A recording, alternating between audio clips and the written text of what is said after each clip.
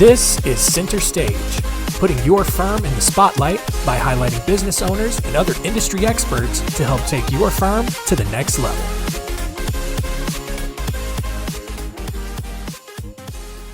Hey everyone, and welcome to Center Stage. I am your host, John Henson, and this week wanted to talk about ways that you can make your firm run more efficiently. I know that that's something that a lot of lawyers, other small business owners out there struggle with a lot, whether it's just a lack of processes, or maybe it's a people situation, or it could be any number of things, but hopefully able to provide some insight this week. And to do that, I am joined by someone who has worked with several law firms, seen a lot of this stuff firsthand, and that is Danielle Butler from the Records Company. Danielle, thanks for joining us. Hello, thank you for having me. So happy to be here. Awesome. So yeah, before we jump in, give us a little introduction, a little background, and why you're the person to talk about this today. Thank you. I am kind of one of you that has been in the trenches throughout entire journey. I have a legal background from over 15 years, but I became the director of business development for the Records Company approximately 3 years ago. There have just been many changes in the legal industry over time, and I feel like it was already taking a virtual turn. This pandemic was just a catalyst for that. So I feel like I am really helping kind of change the mentality of the way the legal processes work and how they're going to continue to work moving forward. Awesome. And so specifically, what does the Records Company do? We'll give you a chance to let people know how to get in touch with you at the end, but what is the Records Company? So the Records Company is a legal record and billing retrieval firm. They handle legal billing, record retrieval, labs, images, employment records, IRS records nationwide. We work with law firms, insurance companies, independent and medical examiners, pretty much any and all little niches of the legal industry we're able to assist with. Nice. So yes, this is one of many vendors, but this one is a bit of a game changer, kind of bar above the others. Yeah, no, I mean, obviously we are a vendor in and of ourselves here at Spotlight Branding. And so, we handle marketing. I know that there are bookkeeping vendors, receptionists out there. I had never thought about a vendor for records and retrieval and stuff like that. So that could be something that's really valuable to our audience to learn more about. So let's talk about efficiency. I think to start, I think the common thought, especially if a firm owner is feeling overwhelmed, it's, hey, I need to hire someone in-house to help take some of this work off of my hands. Is that necessarily the best case, or does that kind of open the door to some other issues that could come up? Yeah, I think that might even be a bit of a trick question, because it used to be the common thought completely to hire some more people, bring them into the office. The harsh reality is right now, that's not even a viable option for a lot of people. It's incredibly difficult to find good staff. And once you find them, it's difficult to keep them, especially when you're dealing with tremendous amounts of volume, and people don't have a lot of experience. You're having a difficult time navigating that sea of applicants and finding the really good ones and the ones that actually be in the office as needed. So I think the conversation has changed a bit. And I think it's become a situation where law firms and other industries that are like them, they don't want to be at the mercy of their in-office staff when they're struggling to keep good in-office staff. So it's kind of become more of a conversation of, we have this in-office staff, but what other tools can we utilize to really keep everything flowing regardless of the flux in the office, and really keep things from bottlenecking. And when someone does walk out, or they have to quarantine, or they're not able to return, it's not a game changer anymore. It's just something to be navigated around, because everything else is already still moving the way it should be.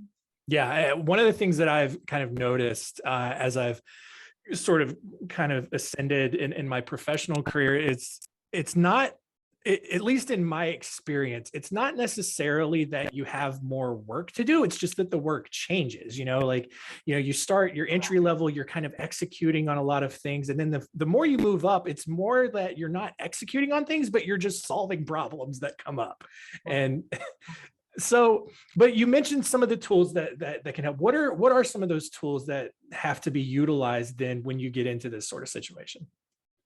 Well, there are several options, obviously. I think that the most important thing, as you talk about, you're all about nurturing existing relationships. So we're the same way. Records company is not at all in the business of getting rid of in-office staff.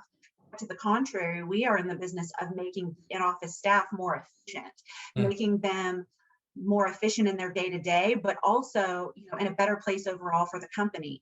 When an employee is bombarded and they're dealing with so much volume, that's when that turnover really becomes a situation because they think they should be able to manage all this, but realistically it is too much for one person to manage. And so when you're able to take certain tasks off of their plates and make them able to focus on the more important things, they're being better at their job, and outsourcing those certain tasks makes them more efficient because frankly, the records company can get records faster than someone in the office could manually any day because you walk in the office and you've got 5 fires to put out. You've got your phone ringing and new clients calling, and you don't want to sacrifice those things. Those are more important. So things like records and retrieval, they kind of get kicked to the sideline yeah. just because there are these bigger issues to tackle. And then there becomes this horrible bottleneck where cases stop moving because they need one bill or one record. So this solves several problems. And then bigger issue that most law firms really care about, budget. Mm, Now, if you go hire someone, you're going to have to pay them an hourly rate. You're going to have to get insurance. You're going to have to give them an office space and a computer, and you're going to have to train them. And then you're going to have to hope they actually work when you train them and they actually show up. So I joke that our portal doesn't talk back and it doesn't call in sick. It just does what you ask.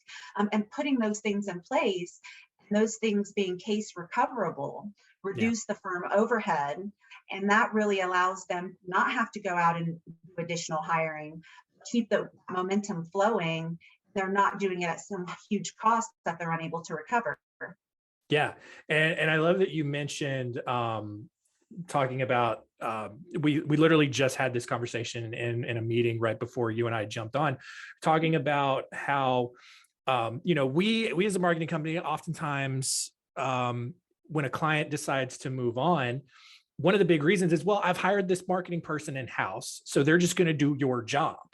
And it's like, well, that may be the case, but and I don't want this to sound like this is just a way for people to keep working with us. This is genuine belief here. We keep doing the things that we're doing.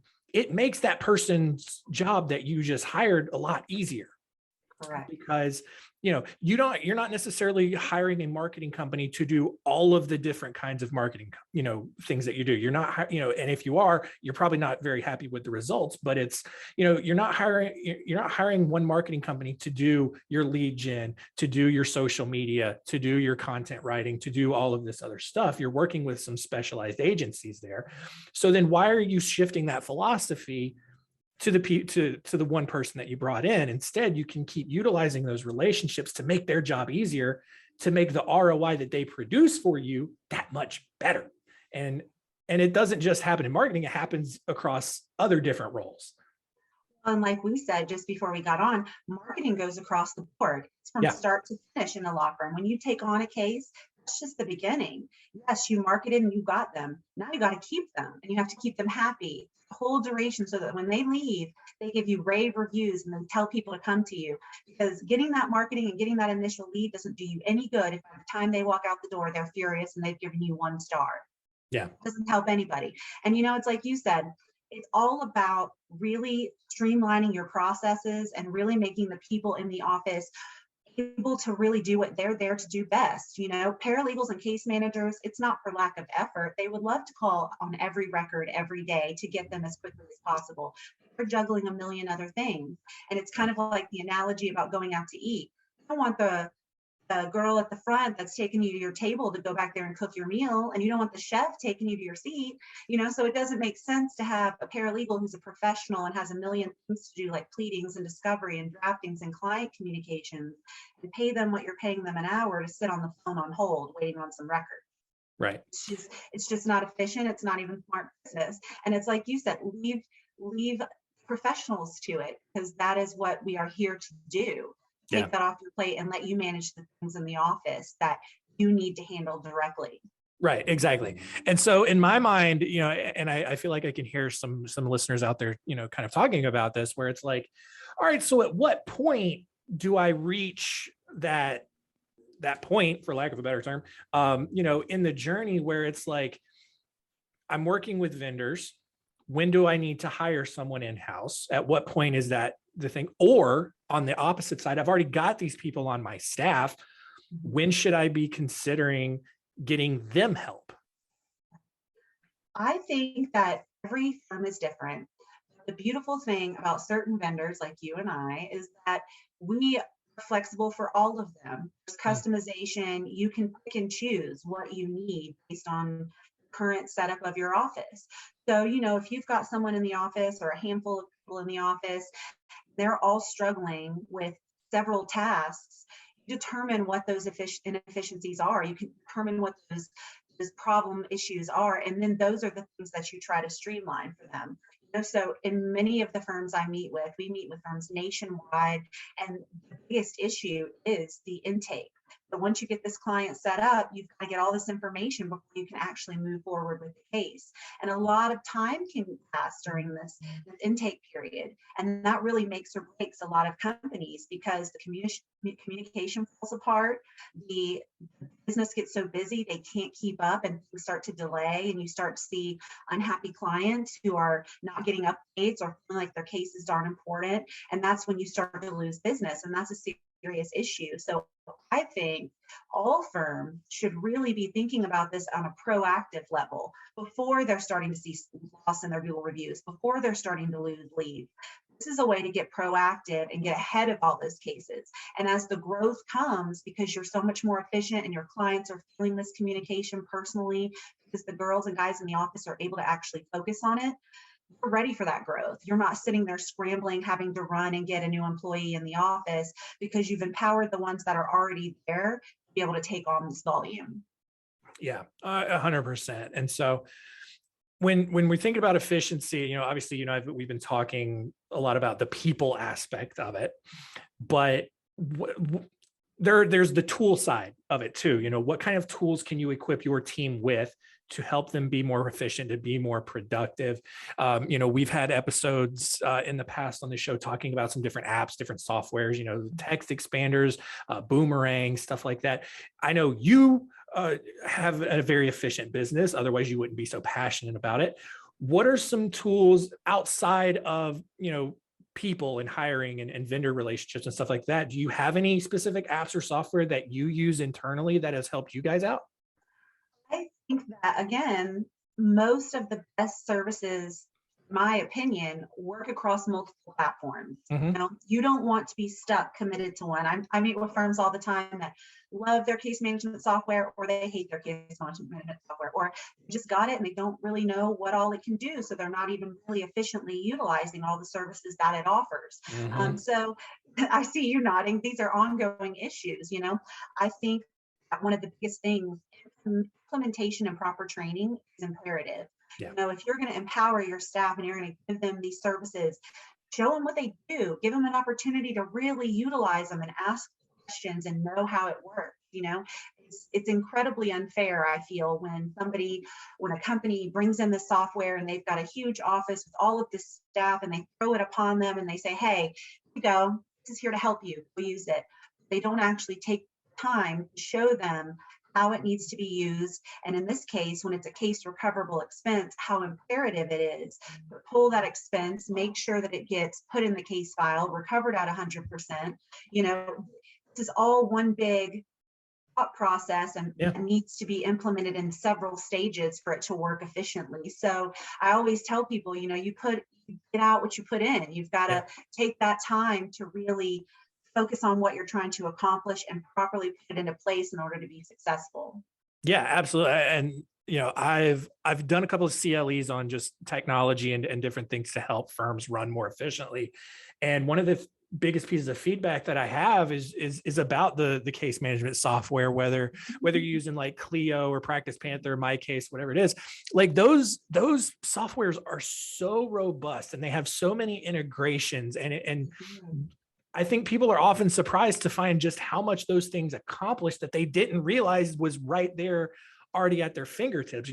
They're complaining about, oh, I can't do this, or I need this, or you probably already got it, and you don't realize it. And it's just, Right. yeah, it's just taking that time up front, which I know sucks. You're already busy to begin with, but it's investing that time, understanding what tools you have, Right. and getting them integrated, getting those automations set up. And sure, you might fall behind a little bit. That's okay, because of all of the time that you're saving, you're going to catch up and get ahead within a couple of weeks. And so, to your point, making sure that your staff has those tools and is equipped and knows how to use it. It's not just going to make your job easier, it's going to make everybody's lives at your firm a lot easier. Right, exactly. And putting those automation steps into place, it's really just about the processes. Once you let them know what these processes are and these steps you need to take to make sure that everything flows throughout the duration of the request or the task, that's easy. Once they know that and they're empowered to do that, you're going to immediately see results. But if you just throw something at them and they don't know how to properly implement it, you're almost setting them up to fail, Yeah. and that's not fair for you or your team. If you're going to invest all of this money and time, really give it a chance to really shine. Yeah. So, kind of the last kind of question I have for you before we wrap up here. You had mentioned it a little bit before, just about, you said everything is marketing, and, a client going through their life cycle with you, it doesn't matter if you got them, if they're miserable by the time they walk out, but, it also, not just marketing, but just how efficient your firm runs and the processes that you have in place can really affect the relationship that you have with your clients. And I know that you kind of mentioned you had some examples of some firms that have excelled in that arena. Can you share some of that with our audience? Oh, for sure. I mean, like I said, I preach it all day long. Marketing is from start to finish. Your clients have to feel like you care about them. The best attorneys and paralegals I've ever met are that way because you can feel their compassion and their clients feel that. And as busy as we are, that's part of this industry, is balancing that somehow. Super busy with still caring and letting them know that you care.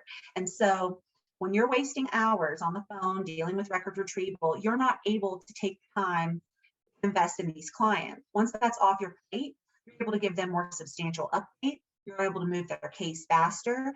They are going to feel that every step of the way. And then, because we do itemized lien searches and resolution as well, you're able to help get their case actually dispersed on the back end faster as well. And clients get cranky if you can't get their records to get their settlement money, but they get equally cranky when you've got their money and you won't give it to them. Yeah. So it goes all the way through the entire process. And then when they get to the end and they're posting those Google reviews and they're telling people about their amazing experience and how quickly everything moved, it's a team effort.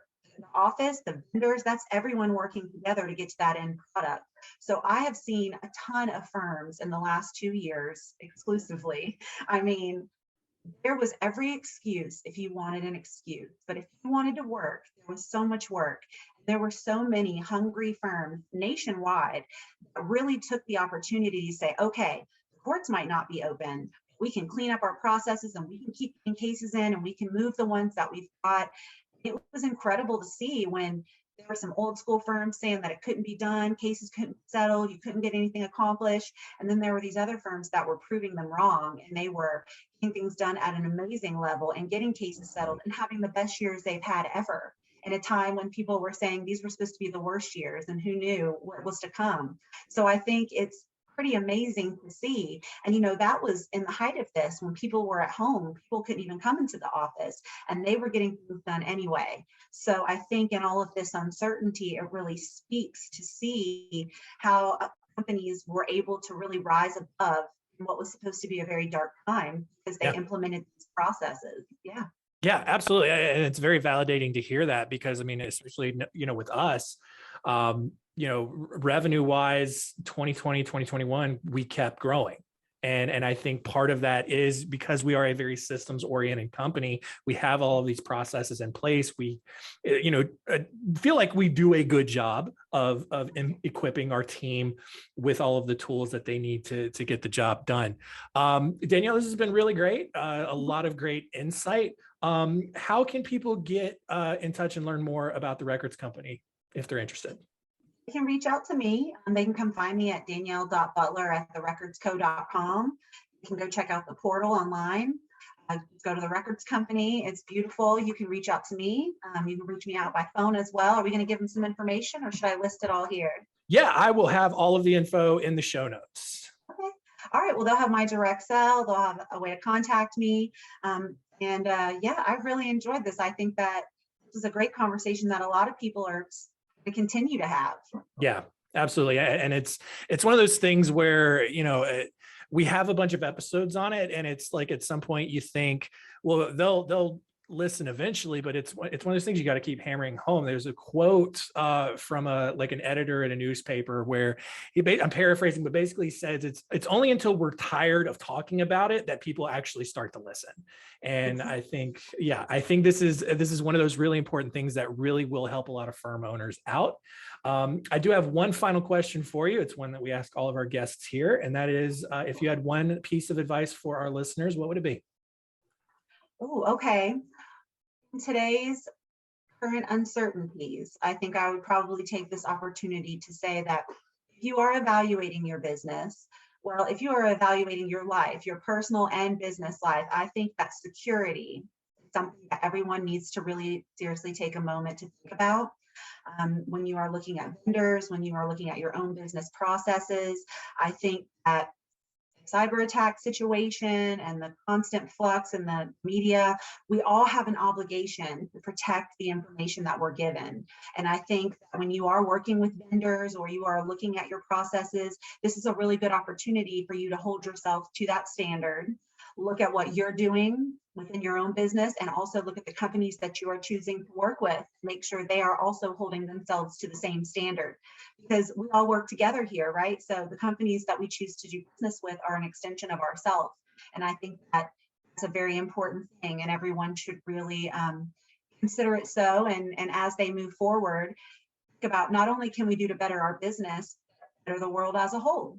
Yeah, absolutely. And, the cybersecurity and all of that especially is just really important right now. I know we had an episode a couple of weeks ago with a website host and talking about all of the different kinds of security and how to best protect yourself. And so if you want to learn more about that, you can go check out that past episode as well. But Danielle, thank you so much for joining us this week. That's going to do it for us here. Continue to rate, review us on Apple Podcasts, Spotify, YouTube, wherever you're consuming the show. And that's going to be it. Danielle, thanks so much. Thank you. Thanks for listening. To learn more, go to spotlightbranding.com/center stage.